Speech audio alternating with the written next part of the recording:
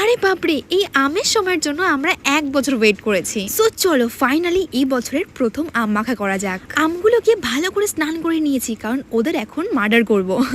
আচ্ছা, তোমাদের প্রিয় টক ফল কি অবশ্যই কমেন্ট করে জানিও। যেহেতু আমের সিজন চলেই এসছে, তো এখন থেকে অনেকগুলো আমের ভিডিও আসবে, কিন্তু আজকে আমি একদম সিম্পল ভাবে আমটাকে মাখা করব, যেটা আমার ফেভারিট। আচ্ছা, তোমরা আম মাখার মধ্যে কি কি মিক্স করো আমাকে জানাও, তাহলে নেক্সট ভিডিওতে আমি সেইভাবে আম মাখা করব। যেরকমটা আমি তোমাদেরকে আগে ভিডিওতে বলেছি যে আমার কোনো কিছু টক মাখা করতে হলে লঙ্কা, লবণ, চিনি, ব্যাস, এর থেকে বেশি কিছু অ্যাড করতে ইচ্ছা হয় না। কিন্তু তাও আজকের মাখাতে আমি অ্যাড করব কাসুন্দি, কারণ আম মাখা কাসুন্দির সাথে খেতে দারুণ লাগে। তো প্রথমে টেস্ট করে দেখলাম যে লবণটা একটু কম আছে, তো পরে একটু লবণ অ্যাড করে দিয়েছি। উফ, জাস্ট আমার জিভে জল চলে আসছে গাইস। কার কার জিভে জল আসছে অবশ্যই কমেন্টে একটা হাই করে দাও। আচ্ছা, আম দিয়ে কি কি বানানো যায় একটু কমেন্ট করে জানাও তো, তাহলে সেগুলো ট্রাই করবো আমি। আর এই গরমে দুপুরবেলা আম মাখা, ওয়াও, জাস্ট অসাধারণ। তো চলো ফটাফট খাই। Thanks for watching guys.